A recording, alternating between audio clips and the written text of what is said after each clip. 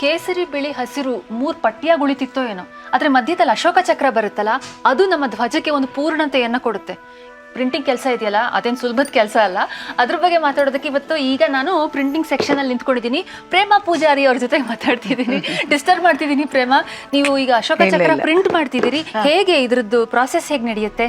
ಅಂದ್ರೆ first screen print ಆದ ತಕ್ಷಣ ನಾವು ಡ್ರೈ ಮಾಡ್ತೀವಿ. 1 day 2 days ಫುಲ್ ಡ್ರೈ ಆಗ್ತದೆ. ಡ್ರೈ ಆದ್ಮೇಲೆ ಎಲ್ಲ ಒಂದ್ಸಲ ಒಂದು 15 ದಿವಸಕ್ಕೊಮ್ಮೆ ಎಲ್ಲ ಸ್ಟಾಕ್ ಆದ್ಮೇಲೆ ಕ್ಯೂರಿಂಗ್ ಮಾಡ್ತೀವಿ 140 ಡಿಗ್ರಿ ಹೀಟ್ ಅಲ್ಲಿ. ಅಂದ್ರೆ ಬಿಸಿಲು ಮಳೆಗೆಲ್ಲ ಕಲರ್ ಫಿಕ್ಸಿಂಗ್ ಆಗ್ತದೆ. ಎಲ್ಲಿ ಸಿಯಾಚನ್ ಇಂದ ಹಿಡಿದು ರಾಜಸ್ಥಾನ್ ತನಕ ಎಲ್ಲ ಆಲ್ ಇಂಡಿಯಾದಿಂದ ಇಲ್ಲೇ ತಯಾರಾಗೋದು. ಹಂಗಾಗಿ ನಮ್ಗೆ ಹೆಮ್ಮೆ ವಿಷಯ. ಅದೊಂದು ಸೀಕ್ರೆಟ್ ಕೇಳ್ಬೇಕು. ಈ ನೀಲಿ ಡೈ ಇದೆಯಲ್ಲ, ಇದ್ರದ್ದು ಫಾರ್ಮ್ಯುಲಾ ಇಡೀ ಪ್ರಪಂಚದಲ್ಲಿ ನಿಮಗೆ ಇನ್ನೊಬ್ರಿಗೆ ಮಾತ್ರ ಗೊತ್ತಿದೆಯಂತೆ, ಹೇಳ್ತೀರಾ? ನಾವು ಬಿಟ್ಕೊಡ್ಬೇಡಿ. ಪೂರ್ತಿ ಎಪಿಸೋಡ್ ನೋಡೋದಕ್ಕೆ radio Azim Premji university YouTube channel ನ ನೋಡಿ, ಆಮೇಲೆ ಸಬ್ಸ್ಕ್ರೈಬ್ ಮಾಡಿ.